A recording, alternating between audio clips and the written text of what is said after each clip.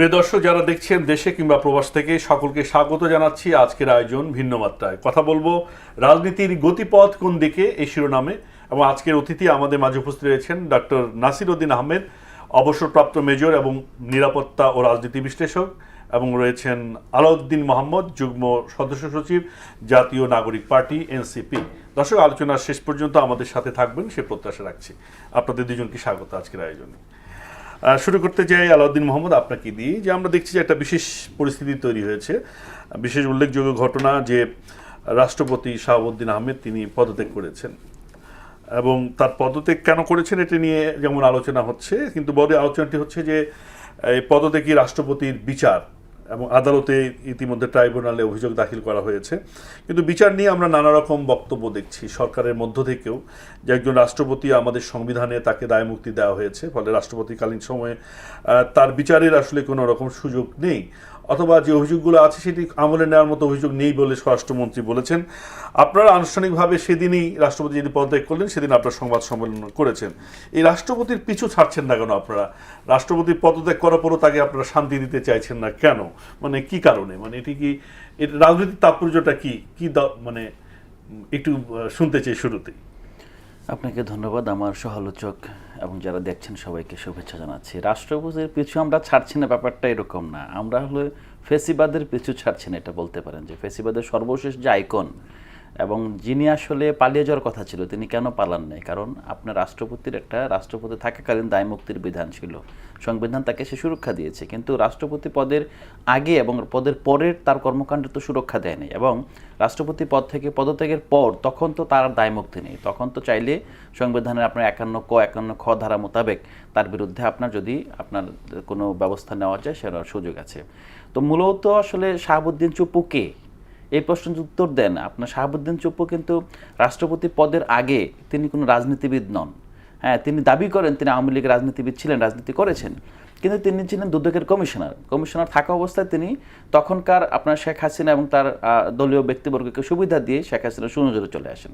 আসার পর এর মধ্যে থেকে তিনি অ্যাসালমের সাথে তার ব্যবসায়িক সংশ্লিষ্টতা তৈরি হয়। পদত্যাগের পর থেকে, আমি রিটায়ারমেন্টের পর থেকে সে অ্যাসালমের আপনার ব্যাংকের ডিরেক্টর হন, এবং অ্যাসালমের একাধিক প্রতিষ্ঠানে তিনি ভাইস চেয়ারম্যান পর্যন্ত ছিলেন।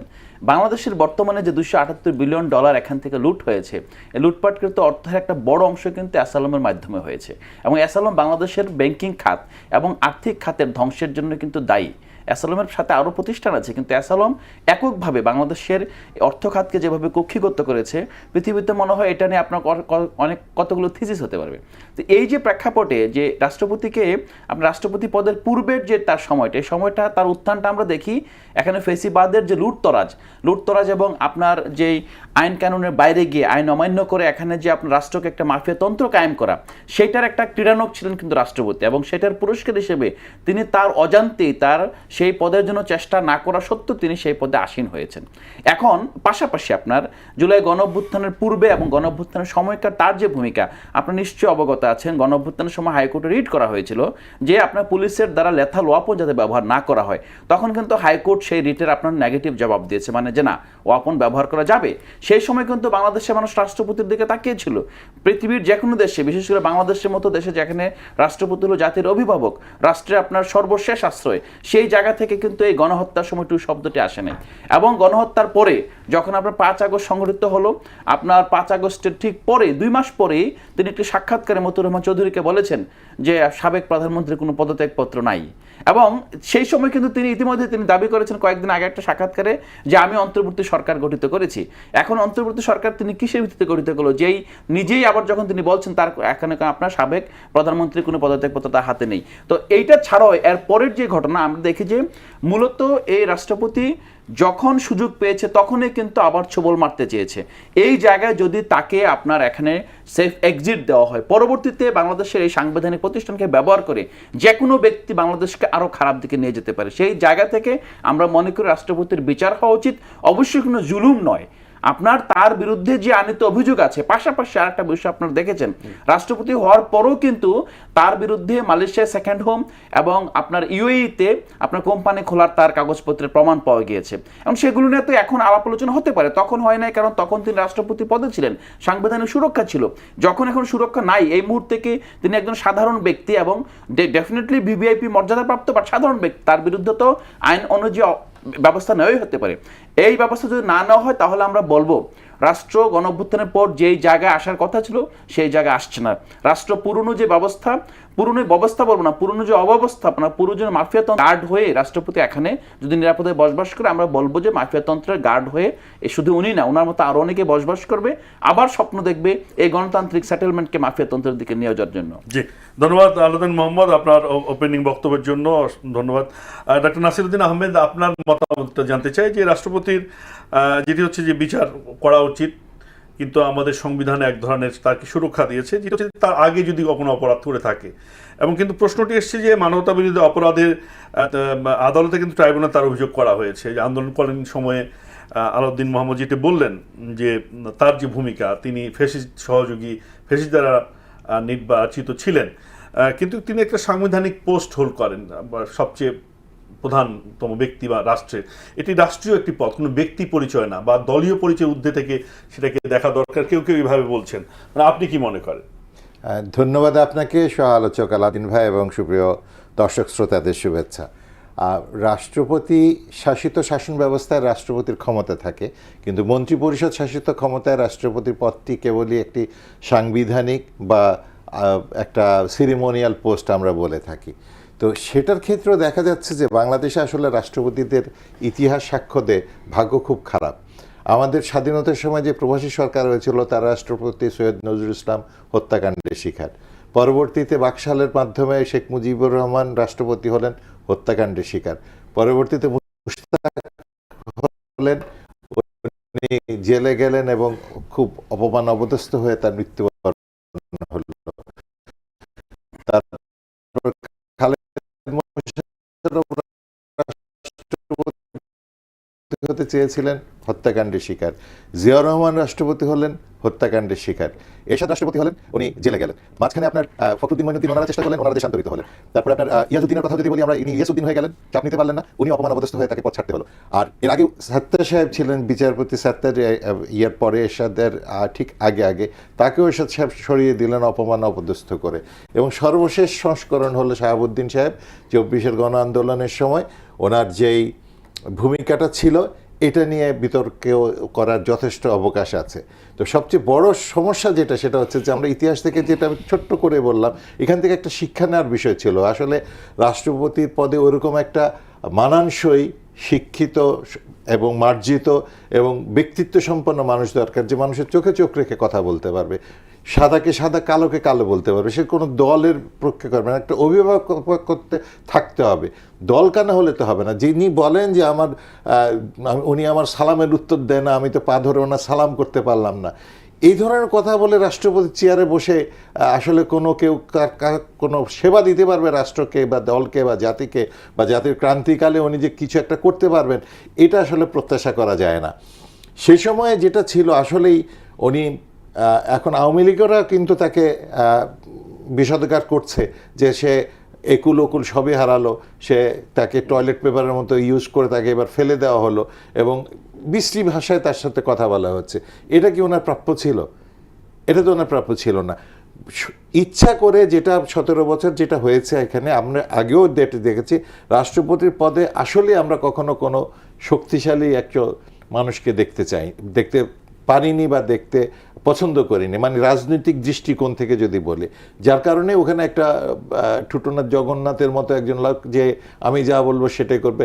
এক রাষ্ট্রপতি তো বলেই ফেলেছিলেন যে জানাজার নামাজ পড়া আর হচ্ছে 2 ঈদে 2বার মোনাজাত করা, এছাড়া আমার আর কোনো কাজ নেই। এবং উনি একজন সিটিং প্রধানমন্ত্রীকে কথা বলেছিলেন যে আপনারাই তো রাষ্ট্রপতির পদটাকে এরকম অকেজো করে রেখেছেন। আপনারা যখন ক্ষমতায় যান তখন মনে করেন যে রাষ্ট্রপতির ক্ষমতা দেওয়ার দরকার নেই, ভারসাম্যের কথা ভুলে যান, কিন্তু যখন আবার বিরোধী দলে যান তখন আমার রাষ্ট্রপতির কিছু অভিভাবকত্বের প্রশ্ন আসেন। তো এই রাজনৈতিক যে কোর যে আমাদের দুর্বলতা আছে সেটাই কিন্তু আজকের এই বিতর্ককে সৃষ্টি করেছে, এবং এই দুর্বলতা যদি আমরা দূর করতে না পারি, ক্ষমতার ভারসাম্য যেটা আমাদের আরেকটা 5ই আগস্ট আসছে, 2 বছর পূর্তি হবে, সেটার যেই আমাদের যেই সত্যিকার অর্থে যে চেতনাটা ছিল আমাদের, যেটা প্রত্যাশা ছিল, ক্ষমতার ভারসাম্য করা, জবাবদিহিতা নিশ্চিত করা, গণমাধ্যমের পরিপূর্ণ স্বাধীনতা নিশ্চিত করা, সাংবাদিকদের যেই সুযোগ সুবিধা আছে সেটা নিশ্চিত করা, ছাত্রদের যে দাবি দেওয়া ছিল সেটাকে যথাযথ মূল্যায়ন করা, এগুলোকে দেখেন আমরা কিন্তু পাশ কাটিয়ে আজকে ক্ষমতার ভাগাভাগি করে আসছি। সর্বশেষ আপনি দেখেন প্রশাসক নিয়োগ হচ্ছে, তারপরে বিভিন্ন রাজনৈতিক দলের থেকে বাছাই করে করে বিভিন্ন পদে বসানো হচ্ছে, তাদেরকে পদমর্যাদা দেওয়া হচ্ছে। যদি তারা তাদের যোগ্যতা বলে এসে থাকেন তাহলে বলার কিছুই নাই, কিন্তু বিতর্কটা ওই জায়গাতে হয়ে যায় আপনি যোগ্যতার মাপকাঠিটা আপনি তাহলে কিভাবে কি নির্বাচন করলেন। জি ধন্যবাদ। সেগুলো অনেক বড় প্রসঙ্গ। আমরা আসলে জুলাইয়ের চেতনা বা আমাদের আকাঙ্ক্ষা কতটা কাছাকাছি যেতে পেরেছি সেটা নিয়ে হয়তো একটু আলোচনায় আসবো। একটু শেষ করতে চাই যে নতুন রাষ্ট্রপতির নিয়োগ দেওয়ার একটা বাধ্যকতা আছে 90 দিনের মধ্যেই, সেই প্রক্রিয়ার মধ্যে তো যাবে। এনসিপির পক্ষ থেকে আপনারা কী ধরনের রাষ্ট্রপতি চান? মানে রাষ্ট্রপতির যেটা হচ্ছে এক ধরনের সাংবিধানিক দায়িত্ব আছে, আসলে সংবিধানে তো একজন রাষ্ট্রপতি তার পেরিফেরিকে নির্ধারিত করে রাখে, ফলে সেখানে তিনি চাইলেই যে তিনি ভালো কিছু বা প্রত্যাশিত কিছু করতে পারবেন বা পারবেন না, এরকম একটা বাধ্যবাধকতা তো আছে, সীমাবদ্ধতা আছে।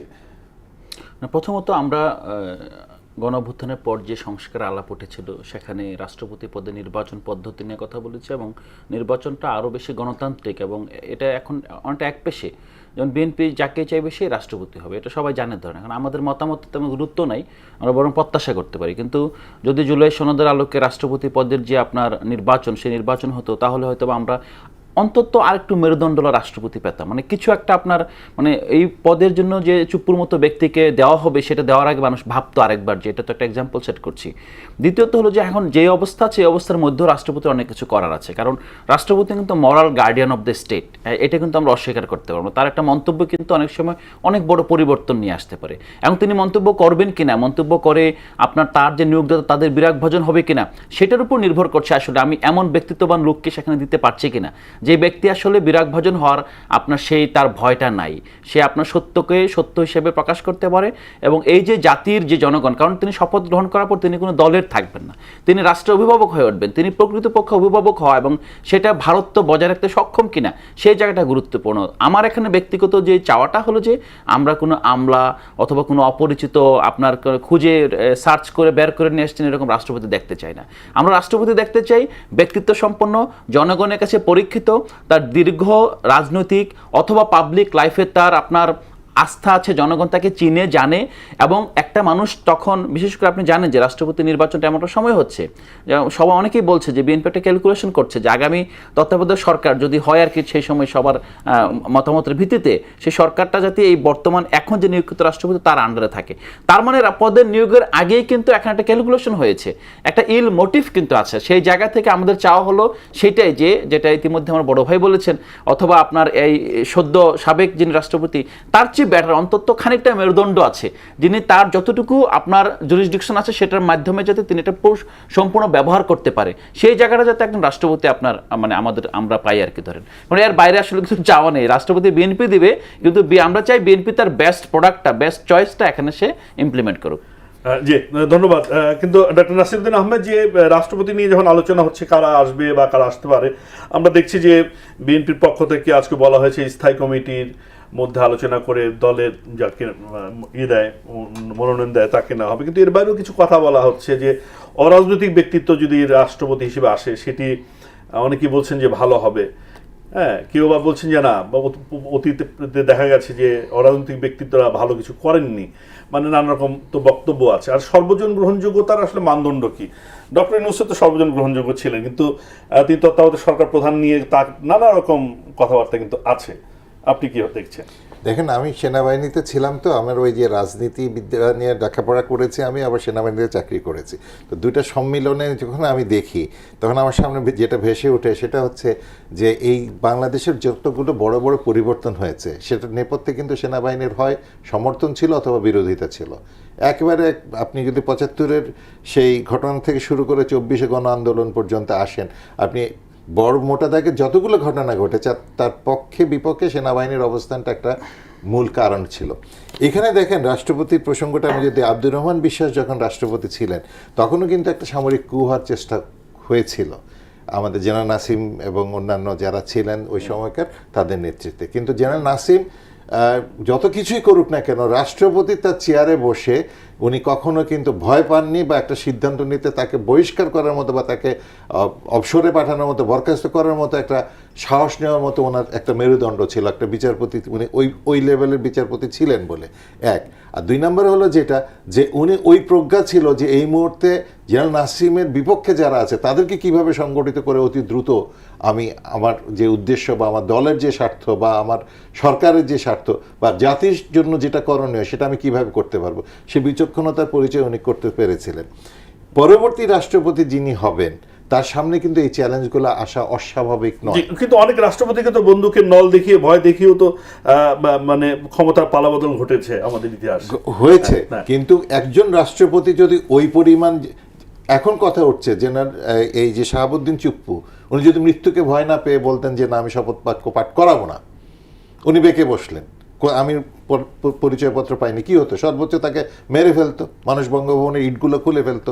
কিন্তু ইতিহাস তো অন্যরকম হয়ে যেত, ইতিহাস অন্যরকম হতো, একটা কেওয়াজ হতো, কনফিউশন হতো, অনেক কিছু হতো, পজিটিভ নেগেটিভ অনেক কিছু হতে পারতো। কিন্তু আমি যেটা, আপনি যে প্রশ্নটা বললেন সেখান থেকে একজন রাষ্ট্রপতিকে ওই বিচক্ষণতাটুকু থাকতে হবে অভিভাবক হিসেবে, ওই পর্যায়ে যাওয়ার আগে পয়েন্ট অফ নো রিটার্নে নেওয়ার জন্য কিন্তু যারা অপশক্তি, আপনি যদি আপনার ওই লগি বৈঠা ঘটনার কথা চিন্তা করেন, এটা কিন্তু একটা শক্তি কাজ করে দেশের যারা ভালো চায় না, বা আমাদের ডিপ স্টেট থিওরি বলি, আর পাশের দেশে ষড়যন্ত্র বলি, বা নিজেদের অন্তর্কলহ বা ইতিহাস যেটা আমাদেরকে শিখিয়েছে যে নিজেদের ভালো আমরা অনেক সময় নিজেরাই সহ্য করতে পারি না। তো আমাদের একটা কিন্তু কনফ্লিক্ট হবে, রাষ্ট্রপতির অভিভাবকত্বটা ওখানেই দরকার। এই কনফ্লিক্টিং সিচুয়েশনে বিরোধী দলগুলো একজন অভিভাবক চায় যে আপনি একটু মধ্যস্থতা করার ব্যবস্থা করেন, আমরা নির্বাচনটা কিভাবে সুষ্ঠুভাবে একপেশে হয়ে যাচ্ছে, কিভাবে আমরা একটা ভালো নির্বাচন দিন করতে শেষে পারি। তো রাষ্ট্রপতি আসলে দলীয় নির্বাচনের মধ্য দিয়েই সেটা হয়,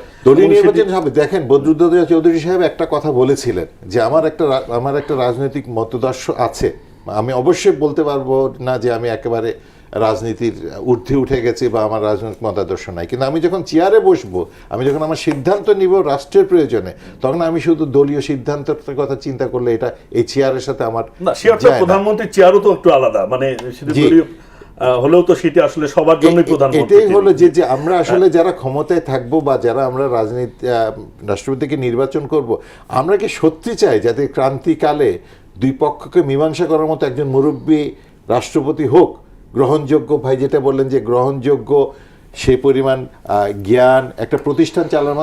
শাহাবুদ্দিন চুপ্পু একটা কোনো প্রতিষ্ঠানের সর্বোচ্চ চেয়ারে কোনোদিন বসেন নাই, আপনি তাকে রাষ্ট্রের সর্বোচ্চ চেয়ারে বসিয়ে দিয়েছেন। উনি কিন্তু দুদকের চেয়ারম্যান ছিলেন না, উনি একজন কমিশনার ছিলেন, উনি কখনো বড় কোনো বিচারপতি ছিলেন না, উনি একটা। আপনি তো নিজে বললেন যে সংবিধানে আসলে রাষ্ট্রপতিকে একটা আলংকারিক দায়িত্ব দিয়েছে মাত্র, তার খুব বেশি ভূমিকা আছে দেশ পরিচালনায় বা রাজনীতির ভূমিকাটা হলো ওই পরিমাণে হলো যে প্রথমত তার ব্যক্তিত্ব, তার কথা, তার ব্যক্তিগত চরিত্রের বিষয়গুলো চলে আসে। যে কথাটা ভাই বললেন আগের রাষ্ট্রপতির ব্যাপারে আসছে, যে তার ব্যক্তি চরিত্রটাও কিন্তু এখানে একটা বড় ফ্যাক্টর, যে তার কথা আমি কেন শুনবো, তুমি এই কাজ করে আসছো আর এখন আমাকে বলছে যে তুমি সোজা রাস্তায়। ধন্যবাদ আলাউদ্দিন মোহাম্মদ। এখানে যদি আপনি কোনো কিছু যোগ না করেন তাহলে অন্য প্রসঙ্গে যেতে পারি, আপনি নিশ্চয়ই আছে। আমরা যেতে যাচ্ছি যে আসলে জুলাই বা আগস্টের 2 বছর পূর্তি হতে চলছে বিভিন্ন আনুষ্ঠানিকতার মধ্য দিয়ে এটা উদযাপন হচ্ছে, কিন্তু আমরা দেখছি যে এই 2 বছরের মাথায় এসে যখন একটা নির্বাচিত সরকার 5 মাস হলো ক্ষমতায়, নানা উত্থান পতনের মধ্য দিয়ে, ঠিক এই সময় এসে এনসিপির পক্ষ থেকে আবারও ধরনের আন্দোলনের, আপনাদের দলীয় প্রধান আন্দোলনের একজন হুমকি দিয়েছেন যে এই সরকারকে আর বেশি সময় দেওয়া যাবে না। আমরা জামাত ইসলামের পক্ষ থেকেও এক ধরনের আমরা বার্তা, রেড কার্ড না হলো হলুদ কার্ড প্রদর্শনের এক ধরনের অবস্থা দেখছি। কেউ কেউ বলছেন যে সবাই যদি জোট বাঁধে তাহলে সরকার আসলে থাকতে পারবে না, এর পরিণতি ফেসিবাদের মতোই হবে। মানে এই যে রাজনৈতিক স্ট্যান্ডটা, এটি কি আসলে রাজনীতিতে মানে বাস্তবসম্মত কিনা, প্রথম প্রশ্ন। যে আপনাদের সেই ক্ষমতা বা সেই অবস্থা আছে কিনা, জনগণ আপনাদের সাথে আছে কিনা যে নির্বাচিত সরকারকে 5 মাসের মাথায় আপনারা ফেলে দিতে পারেন এই ধরনের রাজনৈতিক কর্মসূচির মধ্যে যাওয়া, নাকি এটা নিশ্চয় একটা কৌশল হিসেবে সরকারকে চাপে রাখার একটা কৌশল হিসেবে আপনারা এটা নিয়েছেন? না, এখানে প্রেক্ষাপটটা বুঝতে হবে কোন প্রেক্ষাপটে বলা হচ্ছে। আপনার যেই যাত্রায় আপনি জাতীয় নির্বাচন হলো, একই যাত্রায় গণভোট হয়েছে, আপনি গণভোটের রায়টা আপনার ক্ষমতার সাথে সম্পৃক্ত না, কিছু ক্ষেত্রে ক্ষমতা কমিয়ে দিবে। কমিয়ে দেওয়া মানে কি, ক্ষমতার ভারসাম্য আনবে রাষ্ট্রনায়কের, অথবা আমরা যাকে আপনার প্রধানমন্ত্রী বলে, নির্বাহী বিভাগের প্রধান, তার ক্ষমতাটা কয়েকটা ব্লকে ভাগ করবে। কারণ এই যে জায়গাটা, এবং এই ব্লকগুলো কিন্তু তার দলের মধ্যে, এমন না যে ব্লকগুলো বিরোধী দল এসে দখল করে নিয়েছে, বাইরে কেউ এসে দখল করে নিয়েছে। মূল জায়গা হলো যে আপনি যদি গণভোটের রায় না মানেন, এখন ধরুন আপনি এই জায়গায় চিন্তা করেন যে ধরুন 68% মানুষ রায় দিয়েছে, বিএনপি নিজেও ধরেন আপনার হা ভোটের পক্ষে ক্যাম্পেইন করেছে, করার পর এখন বিএনপি এমন একটা জায়গায় আসছে যে সে তার 2/3 বলে সে মনে করছে যে আমি গণভোট ছাড়াই আমি রাষ্ট্র চালিয়ে নিয়ে যাব।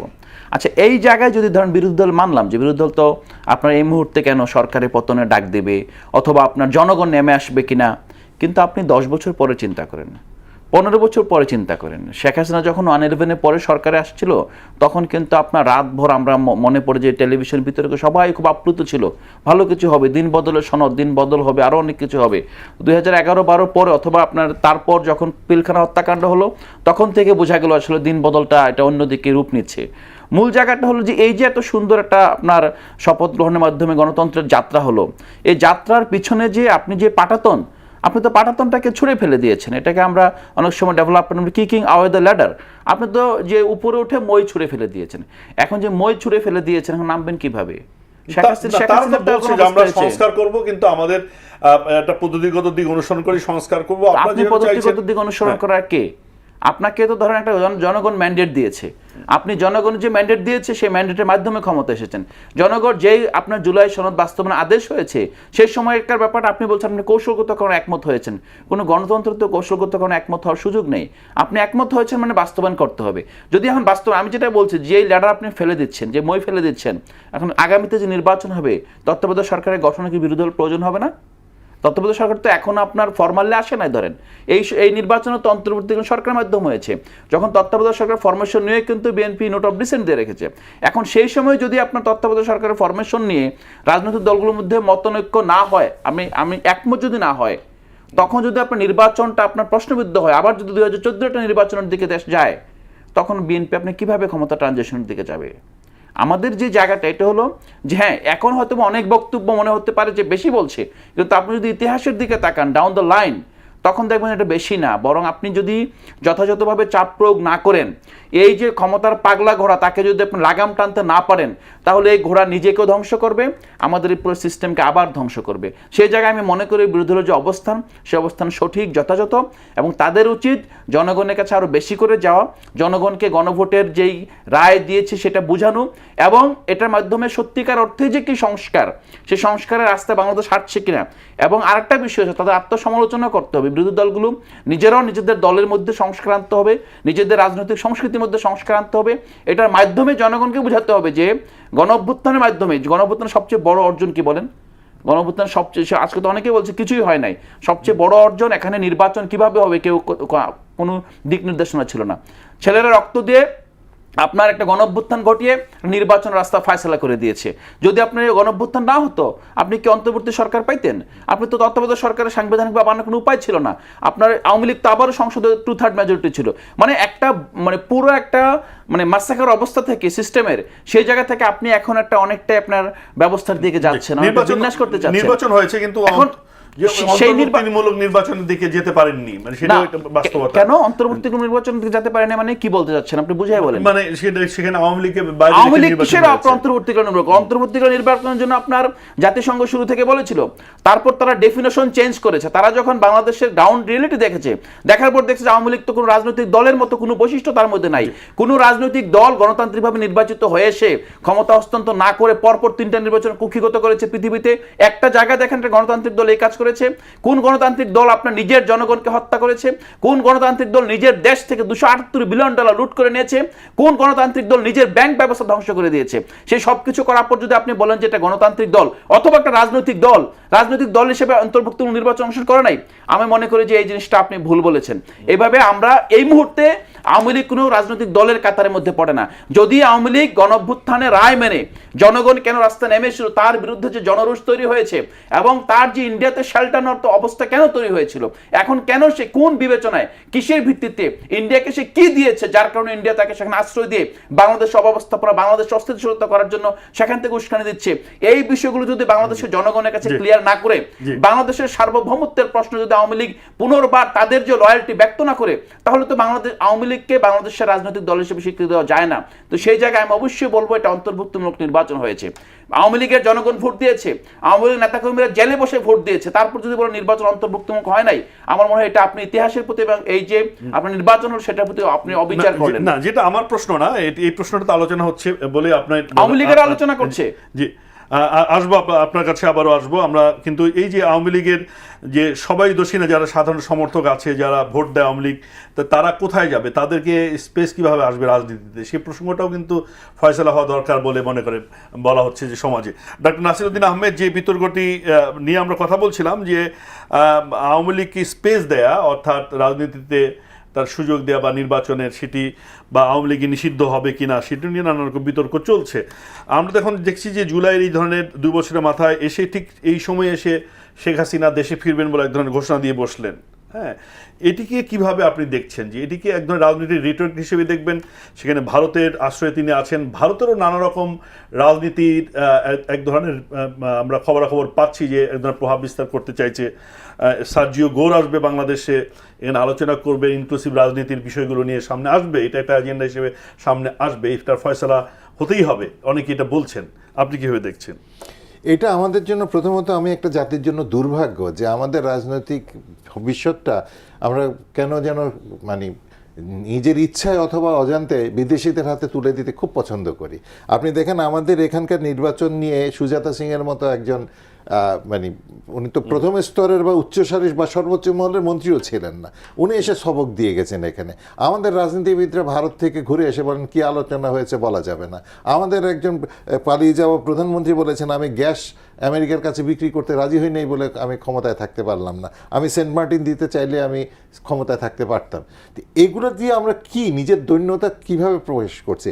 এখনও দেখেন কথা হচ্ছে যে ভারত শেখ হাসিনাকে কি ট্রাম্প কার্ড হিসেবে ইউজ করছে, তাকে কথা বলতে দিচ্ছে কেন? উনি কি আসলে বন্দী আছেন? বন্দী থাকলে তো কথা বলার সুযোগ দেওয়ার কথা না। আর উনি যদি কোনো পলিটিক্যাল তিনি আশ্রিত আছেন, নিরাপত্তা পাচ্ছেন, প্রটোকল পাচ্ছেন, হ্যাঁ সবকিছু পাচ্ছেন, তাহলে উনি কিভাবে এই সমস্ত এই কদিন পর পর এই অডিওগুলো ছাড়ছেন, এই সাক্ষাৎকারগুলো দিচ্ছেন, কোন প্রোটোকলে দিচ্ছেন, কোন মর্যাদায় দিচ্ছেন? এখানে এইগুলো নিয়ে কিন্তু এখন প্রশ্ন উত্থাপিত হচ্ছে। 1 2 নম্বর হচ্ছে যেটা যে ভারত তারা তো এই আমলে নিচ্ছে না। এর আগে তো প্রশ্ন উত্থাপন করা হয়েছিল যেন শেখ হাসিনাকে বক্তৃতা বিবৃতি দিতে না বলা হয়, দেওয়া হয়। হ্যাঁ, এখন এই প্রসঙ্গটি আসছে, এটা কেন আসছেন? এখানে হচ্ছে যে একটা ভূ রাজনীতির বিষয় চলে আসে। ভূ রাজনীতির বিষয় হচ্ছে আমাদের এখানে কিন্তু এই ডিসেম্বরে আমাদের এই যে পদ্মার যে পানি চুক্তি সেটা শেষ হয়ে যাচ্ছে, তখন আমাদের একটা বার্গেনিং শুরু হবে। এই বার্গেনিংয়ের মধ্যে ওই দেয়া নেওয়ার প্রশ্নটা আসবে। 1 2 নম্বর হচ্ছে তিস্তাতে আমরা চীনকে যুক্ত করতে চাচ্ছি, চীনের জন্য আমরা একটা করিডোর চীন প্রস্তাব করেছে, সেটা আমরা দিব কিনা সেটা বিবেচনা করছি, এবং চীনের জন্য বিশাল একটা শিল্প অঞ্চল আমরা গড়ে দেওয়ার সুযোগ করে দিয়েছি। এখানে আবার ভারতের, যেহেতু ভারতের শিল্পাঞ্চলটাকে আমরা মানা করে দিয়েছি, আর চীনের শিল্পাঞ্চলকে নতুন করে আমরা এখানে ওয়েলকাম করছি এবং তারাও রেডি হয়ে গেছে চলে আসার জন্য। আজকে সর্বশেষ নিউজ যেটা, যে 18 মাস বলেছিল, তার আগেই একটা চাইনিজ কোম্পানি অলরেডি প্রোডাকশনে যাওয়ার ঘোষণা দিয়েছে। তো এই যে ডেভেলপমেন্টগুলো হচ্ছে, এটাকে তো ভারত বা যারা আমাদের সহ্য করতে পারে না, তারা এটাকে তো চাবে না। সেটা ভারত হতে পারে, ডিপ স্টেট হতে পারে, আমেরিকা হতে পারে, যে কোনো হতে পারে। তারা চায় না যে বাংলাদেশে চীন এরকম হয়ে যাক, তারাই তো হাসিনা ট্রাম্প কার্ডটাকে খেলবে। এটা দুর্ভাগ্যজনক যে উনি অনেক দেশ ছিল, ওনার কিন্তু যাওয়ার মতো যে শুধু যে ভারত তা না। তাহলে এই চাল মোকাবেলা করবার জন্য বাংলাদেশের রাজনৈতিক দলগুলো প্রস্তুত কিনা? আমরা দেখছি যে তাদের মধ্যে ঐক্য বা সংহতির এক ধরনের সংকট আছে কিনা এ প্রশ্নও আসছে। যে আগের জুলাই মানে হাসিনা বিরোধী যে ঐক্যটা ছিল দৃঢ়, সেটি কিন্তু 2 বছরের মাথায় থিতিয়ে এসছে, অনেকে মনে করছেন।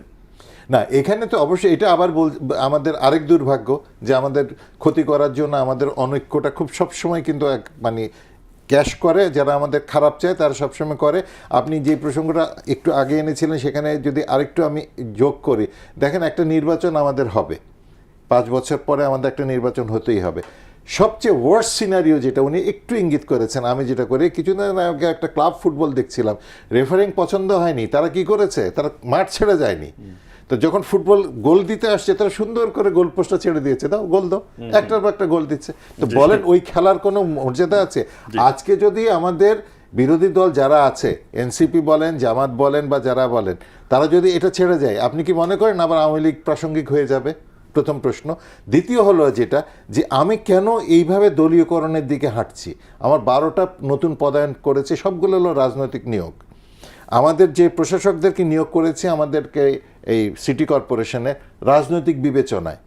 আপনি সামনেই নির্বাচন করবেন, তাহলে এখানে আপনি কেন আপনার দলের লোকগুলোকে ফিল্ড তৈরি করার সুযোগ দিচ্ছেন? তখনই তো প্রশ্ন আসবে, তাহলে কি আপনি আওয়ামী লীগকে ভয় পাচ্ছেন?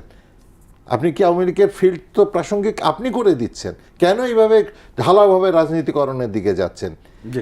এইগুলো আমাদেরকে, যারা রাজনৈতিক বিচক্ষণতার দিকে যাদের আমাদের প্রত্যাশা, আমি মনে করি তাদের আরেকটু সতর্ক হওয়া উচিত। তা না হলে এই আওয়ামী লীগ প্রাসঙ্গিক ওনাদের কারণেই হবে। জি, আব্দুল মোহাম্মদ, তারেক রহমানকে আমন্ত্রণ জানিয়েছে ভারত। আমাদের পররাষ্ট্র মন্ত্রণালয় থেকে বলা হয়েছে যে বিমস্টেক সম্মেলনে তাকে পর্যবেক্ষক হিসেবে, এবং এমন একটা সময় আবেদন জানালো যখন এই যে শেখ হাসিনা ফেরার প্রসঙ্গটা আলোচনা হচ্ছে। তো আপনারা কি মনে করেন যে এখানে এক ধরনের ভূ রাজনীতিগত কোনো বিষয় আছে কিনা, বা এই পরিস্থিতিকে আপনারা কিভাবে দেখছেন?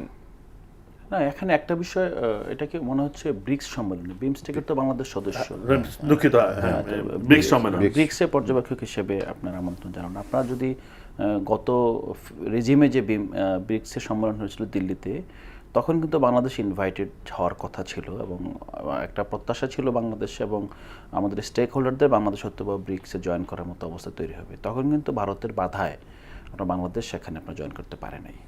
তো ইভেন আপনার ওই সম্মেলনে কিন্তু দাওয়াত না পাওয়া সত্ত্বেও আমরা দেখেছি যে লালগালিচার বাইরে দিয়ে আপনার সবুজ ঘাসে হেঁটে হেঁটে তিনি সেলফি তুলতে গিয়েছিলেন, মনে আছে আপনাদের, পরিবার পরিজন সহ। এবং সেই সেলফির পরে আপনার এই যে এখন পুতুল যে দিল্লিতে ডাব্লিউএইচওতে কর্মরত আছেন দক্ষিণ এশিয়ার ডিরেক্টর হিসেবে, সেই নিয়োগটাও সেই সময়ই হয়েছে, সেই সময়ের পরের ঘটনা আর কি আপনার। তো এখন যেই অবস্থা তৈরি হয়েছে, সেই অবস্থায় আমার যেটা মনে হয় যে ভারত তার কোর্স কারেকশনের পথেই হাঁটবে।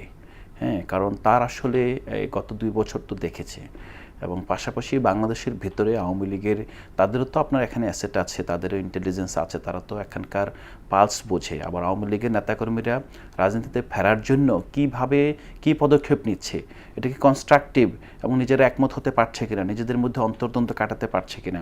ইভেন সবচেয়ে বড় বিষয় হলো যে শেখ হাসিনার বাইরে আওয়ামী লীগের কোনো সম্ভাবনা আছে কিনা, এই জায়গায় কিন্তু বিবেচনা করা হচ্ছে। এখন মোটা দাগে আপনি যদি দেখেন রিফাইন্ড আওয়ামী লীগের কথা বলছেন, রিফাইন্ড আওয়ামী লীগ, এখন এটা কিন্তু ইতিমধ্যে আমরা অনেকগুলো তথ্য পেয়েছি, এবং রিফাইন্ড আওয়ামী লীগের এই প্রস্তাব বা প্রজেক্ট ফেল করেছে বলা হচ্ছে যে, হ্যাঁ, এটা ফেল করেছে। এই ফেল করার জন্য তো আওয়ামী লীগের বাইরের কেউ দায়ী না, আওয়ামী লীগের ভেতরের শক্তিতেই, এবং তারা সেই ফেসিস্ট এবং শেখ পরিবারের বাইরে আওয়ামী লীগ আপনার হাটে দাঁড়াতে পারবে, আওয়ামী লীগ এটা বিশ্বাস করে না। আওয়ামী লীগ কোনো একটা বিশ্বাস করে না যে আপনার শেখ হাসিনা ছাড়া অথবা শেখ পরিবারের বাইরে ছাড়া আসলে কেউ আসলে এই রাজনৈতিক দলটা অথবা আওয়ামী লীগকে টিকে রাখতে পারবে। এখন এই যে একটা ইনহারেন্ট দুর্বলতা তৈরি হয়েছে, মানে এটা কিন্তু আমরা আগে বলছিলাম, শেখ হাসিনা কিন্তু ঢাকায়, এই যে আজকে সিটি কর্পোরেশনের কথা ভাই যে বললেন, মানে অনেক নেতা থাকা সত্ত্বেও আপনার যুবলীগের প্রধান করলেন তার এক আপনার কাজিন তার ভাইয়ের কাজিনের ছেলেকে। হ্যাঁ, আবার ধরেন ঢাকা দক্ষিণের আপনার মানে এমন একটা জায়গা, দক্ষিণে কিন্তু সবচেয়ে নন পারফর্মিং সিটি কর্পোরেশন ছিল, এখনও কিন্তু দক্ষিণে খুবই নাজেহাল অবস্থা। উত্তর কিন্তু অনেকটাই আপনার আনিসুল হক কিছু করে গিয়েছেন, পরবর্তীতে আতিকুর রহমান চেষ্টা করেছেন, সামহাও কিছু হয়েছে। দক্ষিণে কিন্তু কিছুই হয় না। কেন হয় না? কারণ শেখ হাসিনা তার পরিবারের লোকজনকে সেখানে বসিয়েছেন মূলত সেখানকার র্যান্ট সিকিংয়ের জন্য। সেই এলাকাটা হলো আপনার আমাদের সব কিছু তো দক্ষিণে। তো এই যে একটা পরিবারকরণ হয়েছিল, যেটা ভাই খুব স্বাভাবিকভাবে ইঙ্গিত দিয়েছে, এটা ছিল শেখের ডাইনাস্টি, সারা দেশকে ইয়ে করে। আর বিএনপি যেটা করছে, বিএনপি এটা একটা চিরস্থায়ী বন্দোবস্তের মতো আপনার এলাকায় এলাকায় মহল্লায় মহল্লায় আপনার পরিবার তৈরি করছে, আপনার জেলা জেলা পরিবার তৈরি করছে, যে এই পরিবারকে এই জেলা দেওয়া হচ্ছে, এই পরিবারকে এই আপনার উপজেলা দেওয়া হচ্ছে, এইভাবে তো দেওয়া হচ্ছে। কারণ নির্বাচনের মাধ্যমে তো জনগণ চুজ করছে না, সেটা হলে তো আমরা বলতে পারতাম জনগণের কাছে জবাবদিহি থাকবে, জনগণ আবার চাইলে ছুটে ফেলে দিবে। যেই জনগণ তাদেরকে নির্বাচিত করে নাই, জনগণের যদি ভিত্তি থাকতো তাহলে এই নেতারা তো নির্বাচনে অংশগ্রহণ করতো এবং নির্বাচনে জয়ী হয়ে আসতো। নির্বাচনে কেন দেয় নাই? কারণ তারা মনে করেছে তারা ভোটে জিতে আসতে পারবে না, তার মানে তারা জনপ্রিয় না, জনগণের কাছে তাদের গ্রহণযোগ্যতা নাই। সেই ব্যক্তিবর্গগুলোকে তারা কি করছে? জোর করে জনগণের উপর চাপিয়ে দিচ্ছে। প্রশাসন নিয়োগের কথা বলছেন বা বিভিন্ন সংস্থা নিয়োগের কথা বলছেন, তো এটা তো একটা অন্তর্বর্তীকালীন সময়ের জন্য করা হচ্ছে, অস্থায়ী যেই আইনের বলে নির্বাচনের কথা বলা হচ্ছে, স্থানীয় সরকার নির্বাচন হবে ধাপে ধাপে সবগুলো, যেই আইনের বলে অথবা যে অধ্যাদেশের বলে এটা করা হয়েছে। অন্তর্বর্তীকালীন সরকার, আজকে তো আমরা সরকারকে অনেক জায়গায় দায়ী করছি, তারা দেখেছে যে আপনার অনেক চেয়ারম্যান তো পালিয়ে গিয়েছিল, উপজেলা চেয়ারম্যান পালিয়ে গিয়েছিল, সেই সময় আইন করেছে। আইন করার পর কেবল একটা নিয়োগ হয়েছিল, ঢাকা উত্তরের প্রশাসক। তারপর কিন্তু বিএনপি সেখানে গিয়ে টেবিল চাপড়ে বলেছিল আর যদি একটা নিয়োগ হয় তাহলে তারা সরকারকে সহযোগিতা করবে না। কিন্তু সেই বিএনপি কিন্তু যে আইন তত্ত্বাবধায়ক সরকার অন্তর্বর্তী সরকার তৈরি করে ব্যবহার করে নাই, সেই অধ্যাদেশের আলোকে কিন্তু বিএনপি এটা পুরোটা ব্যবহার করছে। এটা কিন্তু দ্বিচারিতা, এটা প্রতারণা, জনগণের সাথে প্রতারণা। তো এই জায়গায় আপনি যে আওয়ামী লীগের কথা বললেন, আওয়ামী লীগের রিকনসিলিয়েশন অথবা আওয়ামী লীগের যেই আপনার তাদের ভবিষ্যৎ কি হবে, সেই জায়গায় আমরা বলবো যে আওয়ামী লীগ এবং ভারত তারা এখন যদি তাদের কোর্স কারেকশন না করে, আওয়ামী লীগের ক্ষেত্রে হলো যে আওয়ামী লীগ নিজেকে চিন্তা করতে হবে যে তার আসলে বাধাটা কোথায়। তার বাধার জায়গায় কিন্তু শেখ পরিবার, শেখ ডাইনাস্টি, সেই জায়গায় যদি তারা নিজেরা মানে রিয়েলাইজেশন করতে পারে এবং স্বাভাবিকভাবে ভারতের সাথে সম্পর্ক আবার পুনর্বার তাদের চিহ্নিত করতে হবে তারা আসলে কোন কোন জায়গায় তাদের গ্যাপ ছিল, সেটা চিহ্নিত না করে আওয়ামী লীগ রাজনীতিতে ফেরা এক ঝুড়িতে রাখবে কিনা সেটা প্রশ্ন। আলাউদ্দিন মোহাম্মদ, আপনাকে ধন্যবাদ অশেষ। একেবারেই এক সেকেন্ডে মানে আপনার মানে আসলে আমাদের যে নানা রকম সংকট, অর্থনৈতিক সংকট আছে, সামনে গ্যাসের সংকট চলছে, বেকারত্বের সংকট চলছে, কর্মসংস্থান অভাব, শিল্প কারখানাগুলো জ্বালানির জন্য বন্ধ হয়ে যাচ্ছে। তো এই পরিস্থিতি রাজনৈতিক বিতর্কটাই সামনে আসছে, কিন্তু জনজীবনের সংকটগুলোকে আসলে কতটা গুরুত্ব দিচ্ছি ছোট করে? আমার মনে হয় যে সরকার চেষ্টা করছে, বিশেষ করে প্রাইম মিনিস্টার হিমসেলফ, উনি ব্যক্তিগত উদাহরণ তৈরি করে মানুষকে একটু উদ্বুদ্ধ করার চেষ্টা করছেন, তার মন্ত্রীদেরকে একটু কন্ট্রোলে আনার চেষ্টা করছেন এবং সিরিয়াস কিছু কাজ করার চেষ্টা করছেন যেটা জনদুর্ভোগ কমাবে বলে আশা করা যায়। কিন্তু যেটা প্রয়োজন সেটা হলো সার্বিক সহযোগিতা করা, বিশেষ করে সরকারি যে সংস্থাগুলো আছে এবং বাহিনীগুলো আছে তাদের পক্ষ থেকে। অসংখ্য ধন্যবাদ ডক্টর নাসিরউদ্দিন আহমেদ, ধন্যবাদ আলাউদ্দিন মোহাম্মদ এবং দর্শক যারা ছিলেন শুনেছিলেন সকলকে ধন্যবাদ জানিয়ে শেষ করছি। সকলে ভালো থাকুন, শুভরাত্রি।